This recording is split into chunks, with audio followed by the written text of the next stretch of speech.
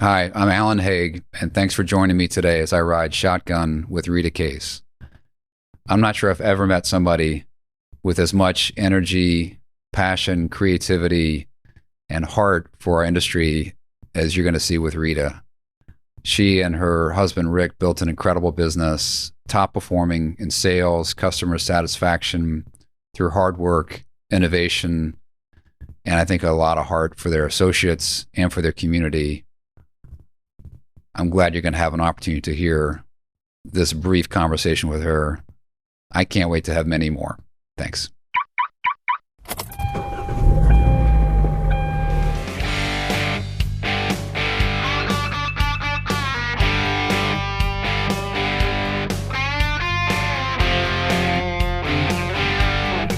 Rita, good morning. Good morning. Rita, you're the owner of Rick Case Automotive Group, which consists of 12 auto dealerships in South Florida and Atlanta. Several of your dealerships are monsters, have been sales leaders is in top 5 or top in the country for decades. But you've also received many awards for quality. So just recently, I think it was 2 months ago, you won an award, the most prestigious award in our industry as the National Time Dealer of the Year, recognizing excellence in auto retail as well as leadership in the community in terms of philanthropic efforts. You're one of the most consequential leaders in our industry, and so we're delighted to have the opportunity to talk to you today and hear part of your story. So could I ask you just to take us back to the very beginning of your start in the auto industry? Well, sure. That's a lot of fun. My dad was a car mechanic. He had a small car repair shop. It was just my mom and my dad. He fixed foreign cars. So this is in the 50s. So he's fixed Porsches, Austin Healey's, those types of cars, MGs. And Honda came to town. This is in Santa Rosa, California, in this Sonoma County, Napa Valley area. We're trying to find dealers for their little nifty, thrifty Honda 50 motorcycle that they were bringing to the United States. That was the first Honda motorcycle, and that was in 1959. My dad said, sure, I'll put those out front of my little foreign car garage, and maybe if somebody comes by and my wife will, sell them, and it'll be all good. So that transpired into the 60s when Honda motorcycles became more popular, more people were buying motorcycles. The baby boomers were all, driving bikes. And so in 1968, Honda decided to consider introducing a car to the United States. That was a little N600, 600cc air-cooled engine. And they went to their motorcycle dealers in California, which was their only distribution. And they said, would you like the Honda car franchise when we bring the car to the United States? So my dad said, sure, but I want to be dealer number 1. So they said, doesn't really matter. What's a dealer number? My dad thought that would be pretty cool. So he ended up becoming dealer number 1 for the United States. And they gave him to 30 other motorcycle dealers, of which some of them didn't keep it over the history because they were very difficult to sell. When they did finally come to the shores, which was the late part of 69, early 70, they were very difficult to sell. You've got to remember there's an air-cooled engine. Actually, Honda had a 750 motorcycle that was a greater speed and engine than the car. I was in high school, so I was selling the Honda car, driving it to school, trying to sell it to my friends. It was only $1,295. So I'm like, look at this. You can have this car and have your own transportation and wheels. So I was selling the car. I got hooked on the business. I worked in the business with my family. I had an older sister, an older brother, and a younger brother. We all went to the dealership every day after school. It was a mom and pop shop. And so I learned almost every single position in the dealership. I'd been the parts manager, service advisor, parts putter awayer, motorcycle builder, floor sweeper, title clerk, everything. So when I went to college, I decided I was going to come back and be a car dealer. So I knew that before I went to college. Went to UC Davis, just down the street from the store, and took economics. It was the closest thing to being a car dealer that I could find on their list of degrees. So that's what I did. So when I graduated from college, I came back to the dealership. I told my dad, listen, I can no longer be the DD. I called myself the DD, dealer's daughter. And when I went to all the meetings, it was just like I was only there because I was the dealer's daughter, not because I had really anything to offer. And so I told my dad and my mom, I said, listen, you need to retire. They weren't even 50. I said, you need to retire and let me run this store. I have earned it. I've been every position in this store. I'm ready to take it on. So that was in 1976. So I went to NADA and I asked NADA to start a 20 group for Honda dealers. Honda wasn't really recognized as a brand at that time. I said they were just still getting started. The oil embargo helped them a lot, though, in 1975. But in 1976, I asked NADA to start a 20 group so that Honda motorcycle and car dealers could learn the car business, since I really was mainly a motorcycle dealer. And that's where I met Rick. Rick signed up for the Honda 20 Group 1 from Ohio, Northeast Ohio, Cleveland, Akron. And I signed up. Of course, I started it, basically. And a lot of other great dealers, Dave Munganist, I'm sure the industry knows Dave. He was one of the original founding dealers. So that's where we met. And years later, we ended up, getting married. And that's when I left my dealership. My parents came out of retirement, which they never really wanted to retire anyway. And I went to Akron, Ohio, and started working with Rick in 1980 to build what we have today. So that was the beginning of one of the best mergers of talent in the auto retail history when the two of you came together. Talk to us about what the next steps were. How did you get from being together in one dealership in Akron, Ohio, to owning these 12 stores here in the Southeast? Well, what Rick had motorcycle stores. He tried to get the Honda franchise in the 60s, so he became the largest motorcycle dealer in the world on his way to get the Honda franchise. So by 1971, when Honda was making its way to the Midwest, they stopped giving it to any Honda motorcycle dealers because they felt that they needed to give it to car dealers. So Rick, after he'd become the largest Honda motorcycle dealer in the world, he never got the franchise. He had to buy it from another dealer. So in town for $7,500, he bought the dealership from the Ford store in Akron, Ohio. And that's, so he had the Honda car store and motorcycle store in Akron, and he had one in Cleveland as well when I married him. So from there, we were like, okay, let's build this. We were both very passionate and entrepreneurial, and I wanted to prove that I wanted to prove that a woman could be a very successful car dealer. He wanted to prove that he could outsell anyone in the world. So he was a volume guy, and I was making my name as a female. And so I wanted to be an equal partner to Rick, and I wanted to be recognized as going from a dealer's daughter to now the dealer's wife, which was a little bit more difficult, but to get respect in the industry. So I took on parts and service, which was not something he was interested in, left him do the sales and the advertising, and I became a resident expert on parts and service and growing that side of our business. So we were successful dealers, and we started taking on any franchise that had not been sold in the United States, car franchise. So we took on two Isuzus in 1980. We took on Mitsubishi when it came out. We took on Acura with Honda in 1985. We took on Hyundai in 1985. And that's how we started to expand our business with open points. And we ended up in Florida because we didn't think that we could sell the first luxury Japanese car in the United States in Akron, Ohio. We thought that was Acura. We thought we should find another location that we thought it may be more accepted. And we also felt at the same year, and that was 1985, and Hyundai was coming to the United States, we thought we would be better served in selling the first Korean, basically, product. If you remember back in 85, there weren't Korean products.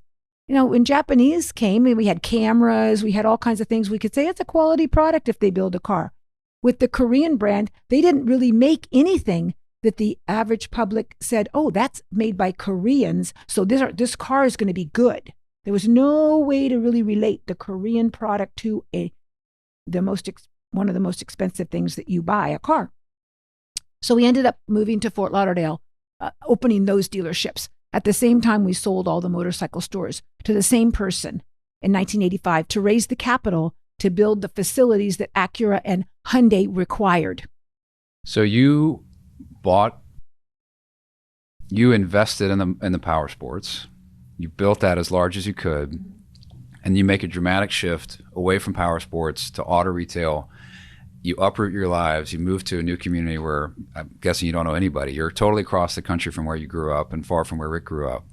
And then you develop the largest, highest volume stores in South Florida and the United States. So what did it take? What innovations did you have? How did you go from a startup to the largest in the industry?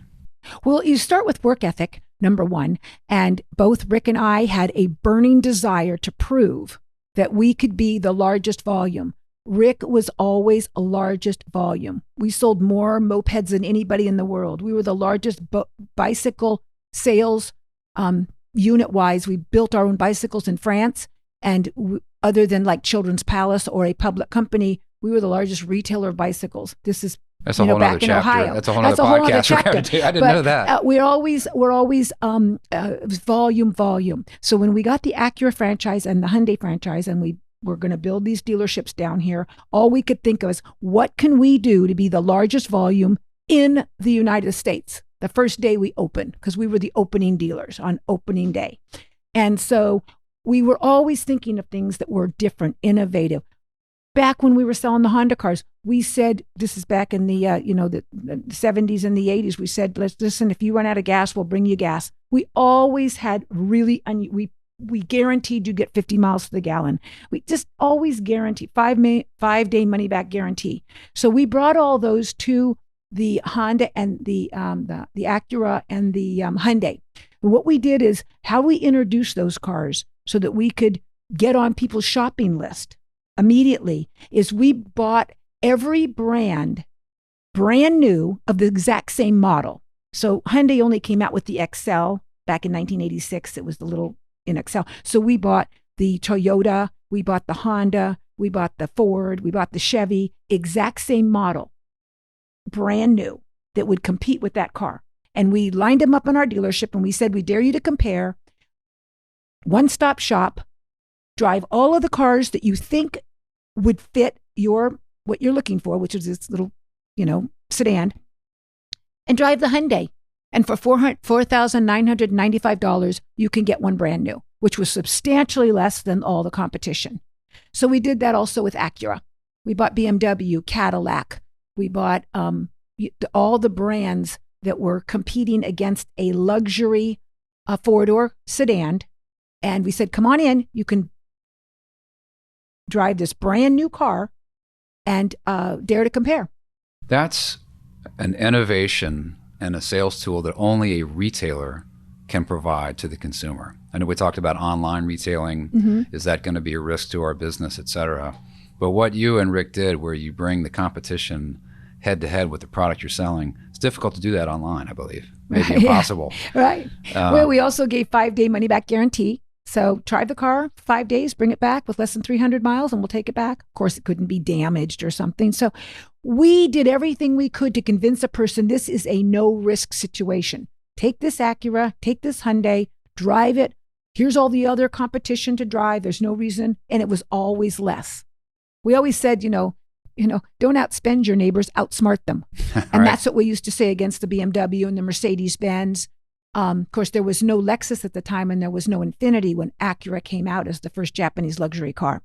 I think you all had another innovation, too, when Hyundai had a quality issue. Mm-hmm. Can you talk about that a little bit? Oh, sure. So we were the first Hyundai dealers to open. We opened in Atlanta as well. We opened them on opening day. So we built the Hyundai store in Atlanta and the Hyundai store in Florida at the exact same time. Wow. Built them up, brand new, their image program, and opened them on opening day, which was February 18th, 1986. And we were the largest volume dealer in the country. When things started going bad, which was about 1989, the quality, people were used car buyers that were buying the car. They weren't taking care of it. They weren't getting it serviced. They were coming back. The banks were not getting their money out of the repossessions, and the cars weren't changing.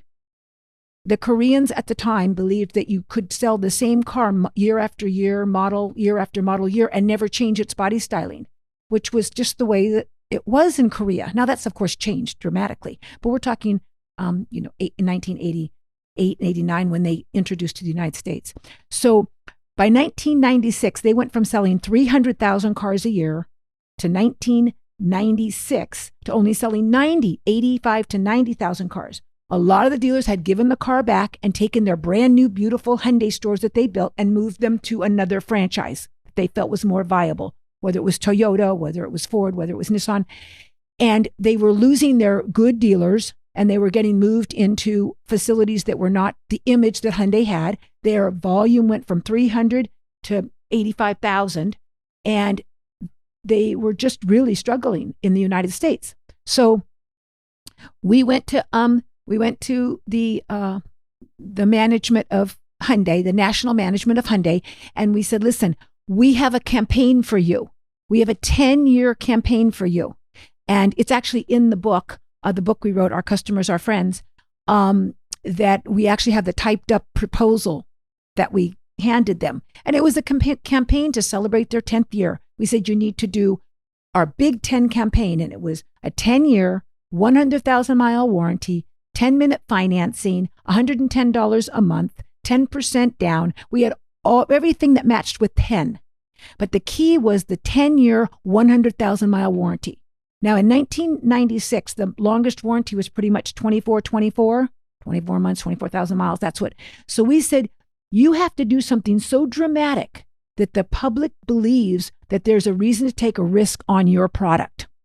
So they were coming out with better cars then, and they wouldn't do it because they were afraid that they couldn't figure out how much that was going to cost them. So we tried to convince them. They said no. So we came back here to South Florida, and we got the 5 dealers here in town, or Miami-Dade, and Broward County, Fort Lauderdale, to all go together. All 5 of us went together, and we bought an insurance policy from one of these extended service companies, and we did it ourselves. So we advertised it here in South Florida, 10-year, 100,000-mile warranty on a Hyundai, no cost, came with the car. And we went from selling 30 a month back up to selling 200 a month. And it took us 2 years for Hyundai to agree. And so when they introduced the Sonata in 1998, they adopted the 10-year, 100,000-mile warranty. They have credited Rick for it. Chairman Chung sent us letters, and we have them all posted around the dealership that they did give us credit for that innovation. So you, with some friends, came up with an innovation that $1 billion Korean conglomerate couldn't develop. When you gave them the innovation, they were afraid to implement it. So you and 4 other friends took the risk and innovated it, developed it, implemented it, had the results, and impacted that whole company. And the trajectory of their success, I would argue, came from that 10-year warranty. Yeah. Because now people would trust a product that was in bad shape. Because of the I think it was engine meltdowns is what I recall. Just everything from the styling to the engine, to turning on the air conditioning, to not being fuel injected. Just there's so many different things they were overcoming. Not in 1985 necessarily, but from not in 1995, because they had improved their cars as they went. But there was just that lag of so many buyers because they sold so many cars. That people just said, I can't buy a Hyundai. That is just not going to be a good investment. That's going to be a good car. So coming up with that idea helped the people believe that they would be well suited because they were still less expensive. And you have other innovations I can recall too. Like you can go and get gas, I believe, at your location. Right. Talk to us about a few other things that you and Rick implemented over the years. We've just always felt the more time someone can come back to your store, not just for service or to buy a car, the more brand awareness you're going to get. So when we opened the Honda store down here in the largest, facility for Honda ever built, 8 stories, we said, let's make it a city. Let's make it a city. So Broward County didn't have a voting precinct out there. So we went to Broward County and we said, this was a new market, by the way. It was more towards the Everglades. It was where they built the Sawgrass Expressway. We said, we'll be your voting precinct. And even today, we're celebrating our 22nd year in business there at the Honda store in West Broward. We said, we'll be your voting precinct. So we still are the largest voting precinct in all of Broward County. And anybody that knows Fort Lauderdale, Broward County, we're growing like crazy. So every time there's any voting, they come to our showroom. We put a marriage chapel out there. We put a clerk of courts out there because there was none of those facilities offered in Broward County. You had to come downtown for any of those services. So we offered our dealership to the county to put a clerk of courts, a DMV. And then when the gas prices were going up in 2005, 2006, 2007, when remember it was like $4.50, we said, let's put a gas station in at the dealership and our customers will be able to buy gas at cost. And still today they can.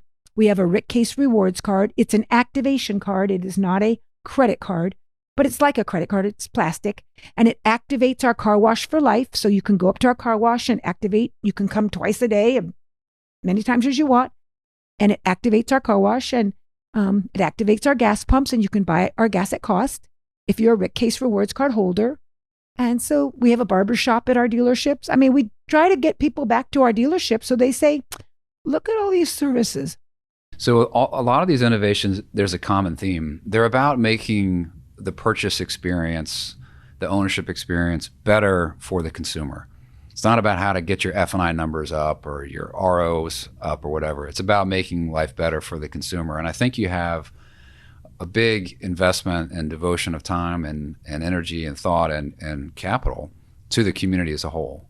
So can you talk a little bit about what you and Rick have done over the years for Broward County and the surrounding communities? Well, sure. I mean, our business would not be successful if we didn't have loyal customers. If all we did was sell at the lowest price, and that's the only place we got our customers from, your business isn't ultimately going to succeed. At least that's what we believe. And that's why we wrote the book in 2012. We wrote a book. It's called Our Customers, Our Friends. And it's basically the history of the Rick Case Automotive Group and how we went from what we did to where we were in those years. It was the 50th anniversary of the Rick Case Automotive Group because Rick started his used car dealership in 1962. So our philosophy has been since 1980 when we got married and we decided to have a mission statement. See, when we got married, I brought more of a foundation of business to Rick. Rick was a master salesman. He could sell ice to Eskimos, I would tell people. So his whole goal was what can I do to sell the most? That was his passion and his drive. And I went to college. I graduated with economics. I had a foundation of finance. I had a foundation of business. My parents was a small single point dealership. So I had a foundation from the ground up. And I brought to him a foundation of business operations. So the combination of the two of us created a great partnership for sound business development, long-term business success, associate development. I was about all of that. He was about how many can they sell? And I was about, listen, let's build these career paths for our associates. So that's the direction that the company has always been. And with that, your associates have to be more loyal to you than anyone else first before you can get your community loyal to you.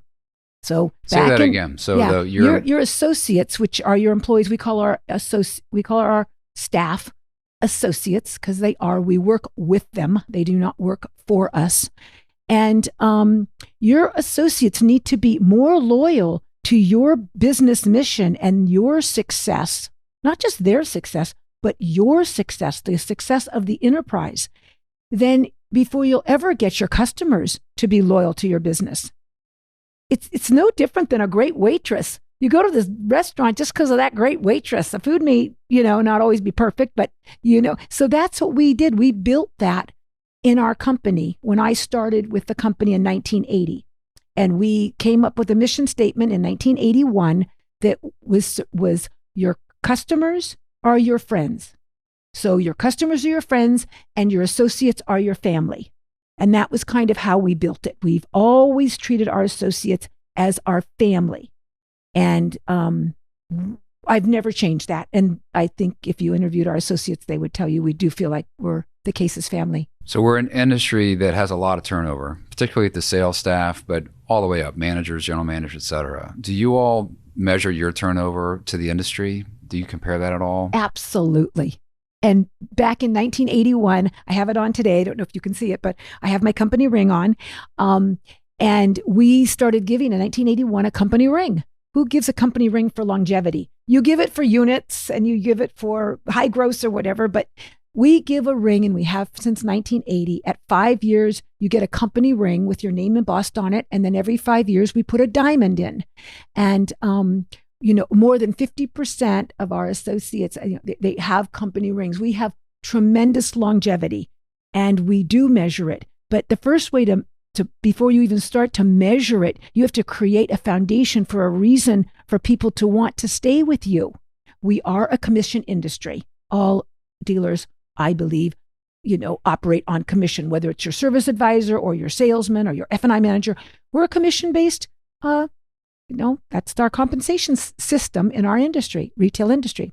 So we have 4 weeks paid vacation. We have PTO days. We've got a company ring. We have a Christmas part where we have an awards banquet, at the holiday right after year end in January. We have an awards banquet where we give awards for every single department.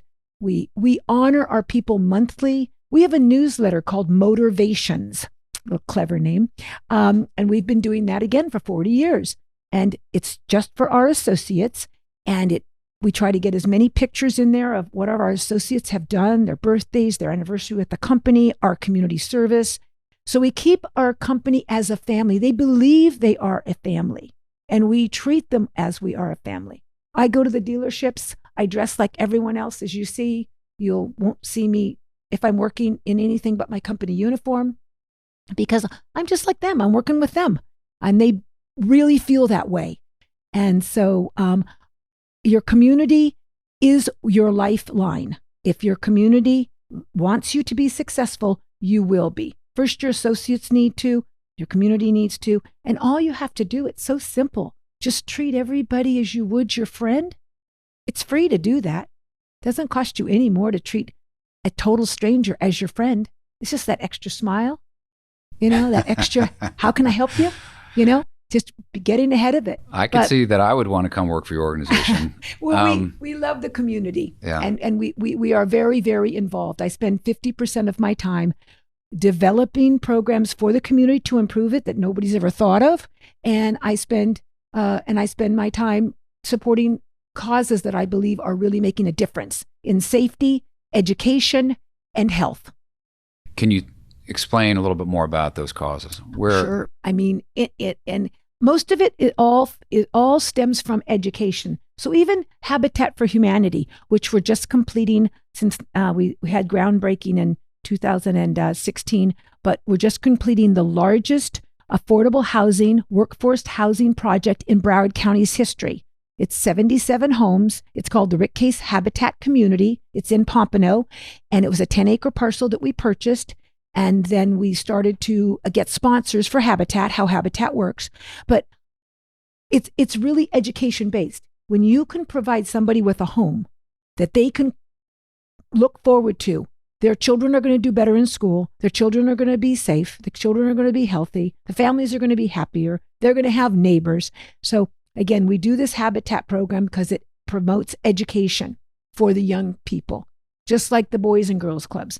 When we got here to Broward County 39 years ago, there were 3 boys clubs. Me and Marty Heisinga, who was on the board of Broward County Boys and Girls Club, we moved it to Boys and Girls Clubs. So the first thing we did was took the 3 clubs and made them Boys and Girls Clubs by providing the facilities we needed. And then since then, we have 14 Boys and Girls Clubs in Broward County. We're considered, us and the Heisings are considered basically the founding fathers of the Boys and Girls Clubs, because now we have 14,000 kids that we serve, and that's all about education. The key to the Boys and Girls Clubs is providing a safe place in these high-risk communities with these at-risk kids, getting their homework done on time after school, getting them to the next grade on time. If a child can get to the next grade on time, from 3rd grade to 4th grade, from 4th grade to 5th grade, they're going to have a much better chance of completing their education. And we have vocational programs in every club now. We did over 10 years ago. So they'll have some skill when they leave and to go get a job. Education opens the first door of opportunities. And once you give education, it can never be taken away at any age.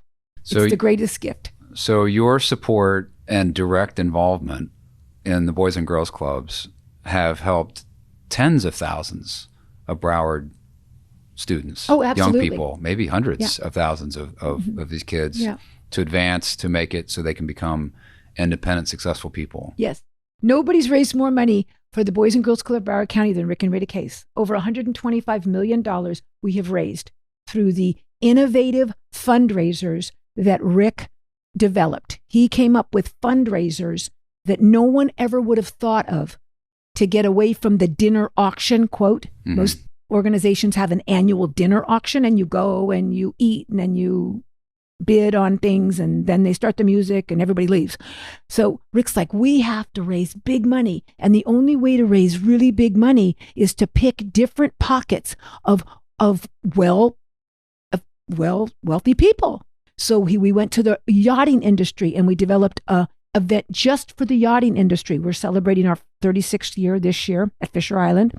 Then we went to the auto industry and we developed a Concours d'Elegance, which is on our 18th year. We went to the motorcycle industry, and that's, the Harleys and all that was happening now 30 years ago. All that was happening. So we developed this high-end motorcycle event, very high-end black tie motorcycle event for the Harley industry. And those are pockets of people that were wealthy, that believe in helping children, that would like a hand up. And it was like, instead of going back to the same group of people in a community and asking them for the money, we created these pockets. And there's still, we're just this Saturday, which is like 2 days from now, we're having the 27th annual Ranch Roam, because we are in a rural area. We were, Broward County's but back, 30 years ago when we came up with this idea, there were ranchers and there's a rodeo and all. And so we went to the rodeo, and the horse people are big up money. And so we started a rodeo horse event, and it's this Saturday, and we'll raise $1 million. So when I think about certain people that are critical of auto retailers as dealers that are greedy and ripping consumers off, et cetera, and I wonder about the contribution that Vroom has made to our world. Or Amazon has made to our world, or will ever make to the school children of Broward County. It's incredible to think about all this goes on in your spare time, all the support you're giving to the community. Can we talk a little bit about family and business? Please. You and Rick sound like it was love at first sight. It was. and you had not only a great marriage, but you built an incredible company together. You have kids in the business, and you may have grandkids in the business one day. So how do you balance a personal relationship with a professional relationship? Well, if you're talking about Rick's and my personal relationship, it was built on a passion. Mine was to prove that I could be a great car dealer and a woman, and his was to be the biggest. We never competed. I, by design, always had a job description that did not impact or interfere with him, and he did the same for me. So our personal relationship was the business. It really was that, and the community. Those were the two things we did. When people say, well, what was your hobby? I said, the community was my hobby, and my business was, my passion. So we didn't overlap. And I think that's how we balanced our relationship. He did his thing. I did mine. When we really did have a big decision to make, of course, we always talked about it before we built an 8-story Volkswagen dealership, the largest and still is in the world, when they sold 2 models, a Passat and a Jetta, and kind of had a Touareg. That might be your biggest risk. Yeah, we wrote that down. I said, honey, let's look at the finances on this. And so we would write it down. I would say my pros, he'd say his, and if there was really a dispute, it was always went to him and whatever he wanted to do. And I always worked very hard to do my best with my talents to support him, because he really had never failed. So I had tremendous confidence in him. And I wasn't as big a risk taker as he was, but he's taught me after 40, we were married over 40 years. He taught me how to accept risk and take risk, and to how to work your way out of it. And the way you work your way out of any issue is treat everybody as you would, family and your friend, and they will come and help you out of it. They will. Okay. And so that and my belief kids, you we have two kids. Our son is 42. Our daughter's 40. We have 3 grandkids. My son has 3 grandkids. They're right now they're 6, 8, and 10, all boys. So, and they're in the business, but you have to be sure that they're passionate. And Rick and I were really tough. We were tough to get, close to as far as business training. We were going at 1,000 miles an hour, and you're raising 2 kids and all of that. They went to Northwood. Our son's been to Dieter Academy at NADA and stuff. But it wasn't until Rick passed away that I really said, okay, kids, let's go, because it was me and Rick. There wasn't really room for anyone else. It was the 2 of us that ran that business, pedal to the metal every single day. So. And do they have the same passion for the business the 2 of you had? I mean, it's hard to match that, first of all. It's anybody hard to on the match planet. That, yeah. But they're learning too. But it wasn't like I was raised, where I had the passion before my parents even expected me to. Right. You were born with it. I was passionate. And though my dad was kind of hoping that the boys would get in the business, which my younger brother did come in later. But I was just a bull, and I was going to do it. I was going to prove I could do it. Where our kids, it's a different generation and all. They didn't have to prove anything to start with, right? Yeah, there wasn't really, and we were so big by the time they could work, they couldn't do what I did. My daughter couldn't come and work in the office and stuff. I mean, no, they had to go to school, they had to get an education, and the business was so big, they couldn't just pop in like I did and wash cars and put away parts and stuff. And I think this is a common dynamic for a lot of families in the business, where mom and dad built a big enterprise. They sacrificed, they gave up their personal lives, perhaps friends, trips, etc., to help build a company. Their kids were born into success. They didn't start with any need. And often that's what creates entrepreneurial drive, is you want something you didn't have when you were younger, so you're going to go get it. And I wonder about that next generation of kids, because we've got family in our business. My wife is the CFO for this company, and I've got 2 boys that are working in the company now.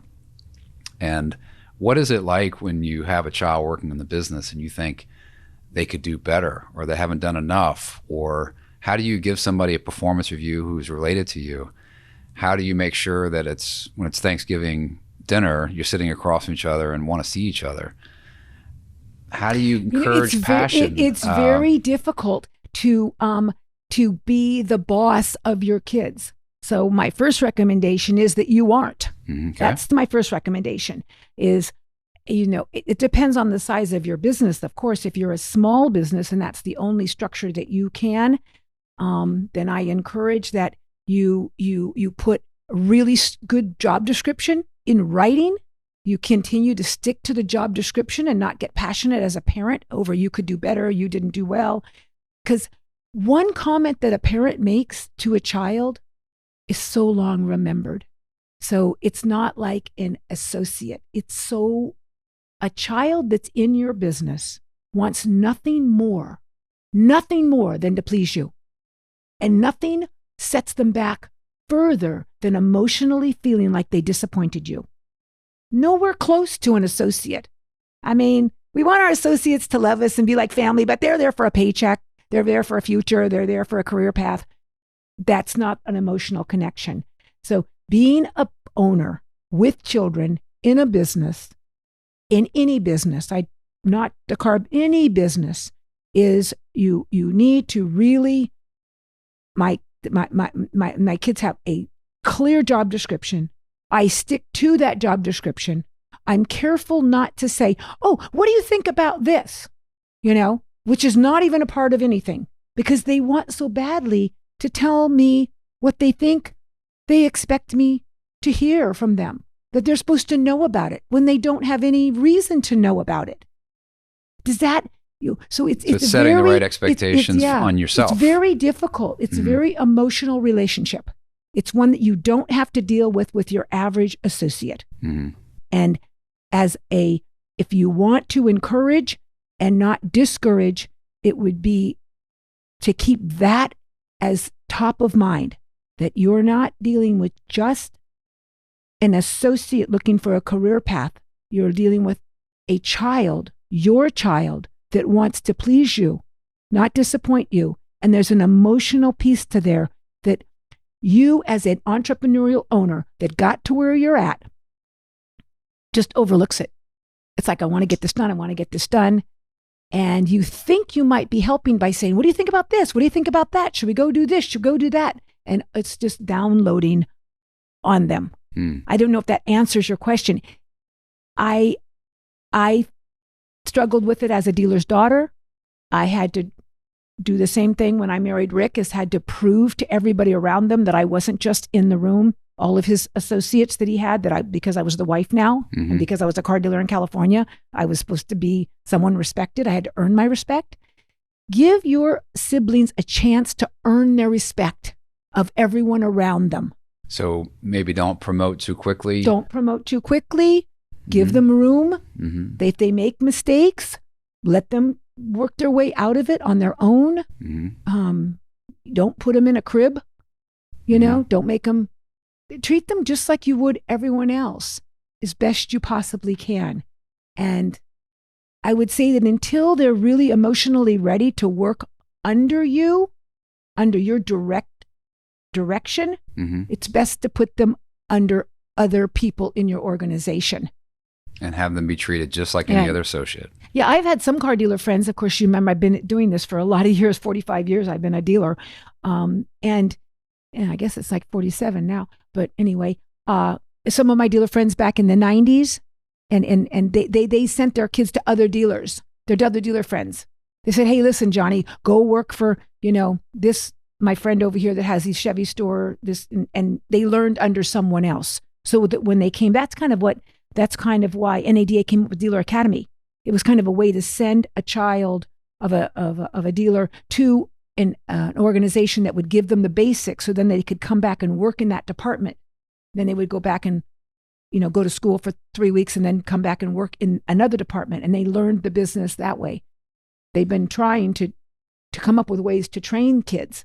So when you go to your grandsons or granddaughters, or grandson, you have three grandsons, the birthday party, and open the presents, and you turn to your son, do you talk business, or do you have any rules where you say, hey, when it's personal time, we're just talking about our families, or is it 24/7 No, business? We do not talk business at all. We do not talk business at all. That's not the way I was raised, and that's not the way they were raised. They were raised that Rick and I, all we did was talk business. So they were raised under that. But my son is married to a non-car, she's a teacher, non-car person. She doesn't have any idea. It's a foreign language. He's got the 3 children. When I'm with them, we do not talk business at all. We completely do not talk business. Now, when I'm with my daughter, who's my son-in-law, Greg Traveling, owns the Dadeland Dodge Chrysler Jeep down in Miami, a separate company, his own dealerships. He has Homestead Hyundai. They met at Northwood. They've been married 8 years, no kids yet. But when we're with them, and it's Greg, me, and Raquel, there's a lot more business conversation. So it all depends. It all depends on who's. I wouldn't want to talk to my son about the car business when his wife it'd be excluding her. Right. I don't know if that helps with your question. Yeah, no, so it all depends. There's no hard and fast rules. So the business you have now, you have 12 auto dealerships. You've achieved a certain mass, right, in terms of your ability to attract and retain top talent. Are you interested in buying more stores? No. I'm not interested in buying. Actually, we never bought a store. We've always gotten open points in markets that needed a new franchise. But we after Rick passing away, we'll be celebrating, unfortunately, 4 years this year. Passed away in 2020 during the pandemic, but it was not pandemic related, as we know, it was cancer.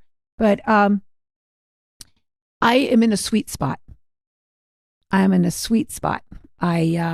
He taught me very well how to run a volume-oriented business. So I have that under my belt. And I know how to run a dealership, and I know how to run a business. So I feel like my goals are to stay the size that I am.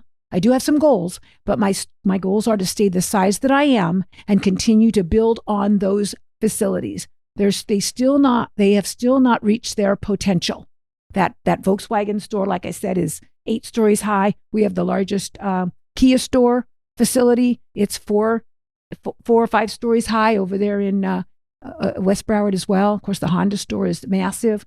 And we can still sell a lot more cars out of those facilities. And the location, as Broward County is growing, South Florida is growing 1,000 net people per day coming down here.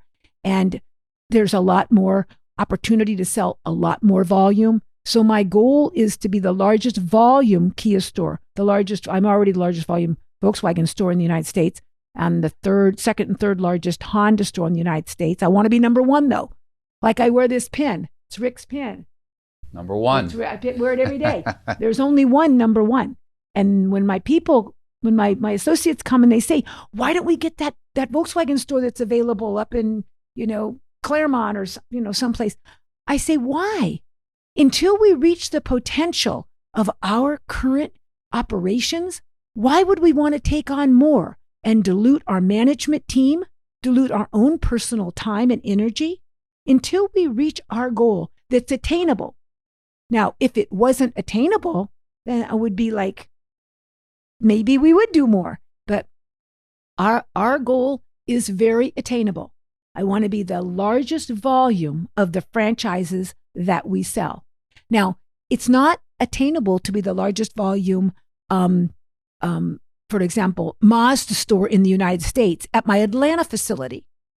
I could be the largest volume in Atlanta, but I couldn't be of the United States. So that's not a realistic goal, but it is realistic to be the largest volume of all the franchises I have here in Broward County. And so that's my goal.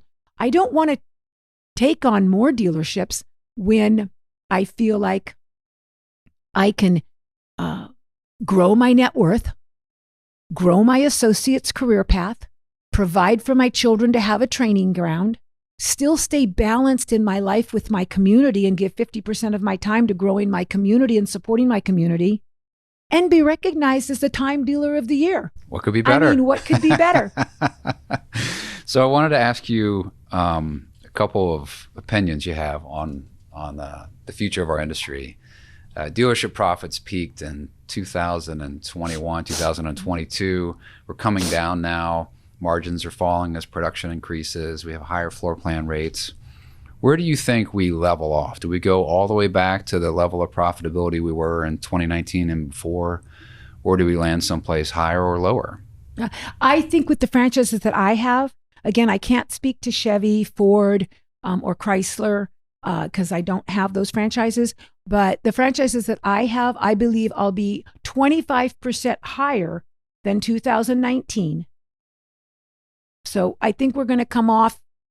It was unbelievably high. I mean, it was first time I'll probably ever see that again. So we're not going to go back to 2019 because I do believe that the manufacturers are going to learn from, they made more money when supply and demand, or they all want to be market share. So they're all building cars like crazy. But I don't know that they're building cars like crazy right now because of market share as much as to get their facilities back running, to get their people back running. They have these huge manufacturing plants. Less is more is what we learned in the pandemic in the dealership side. Yeah. I think we're all hoping that they've learned that lesson too and will embrace it. I am too. Their incentives were down. Their advertising was down. There was just many things that they did, but I don't think we're going to go back to where we were really back to like 1.5%. I think we're going to stay up. I don't think we're going to be at the 4.5 to 6% that we were all some of our franchises were experiencing. But I think we're going to be in the 2.5 to 3. Okay, 3%, which is a healthy living healthy for income. Yes. Yeah. Yes. So you and Rick grew through power sports and then taking on new franchises as they entered this country. There was a little bit of a spurt of new franchises that came in through EVs, whether it was Rivian or Fisker or Tesla, et cetera. Those weren't really giving out franchises. Mm-hmm. So for people that are watching this podcast that are at the beginning of their careers, maybe they're a salesperson, maybe they're a manager someplace, but they want to be a dealer. What advice would you give him or her about how they could create a future that would have some semblance of the success that you've enjoyed?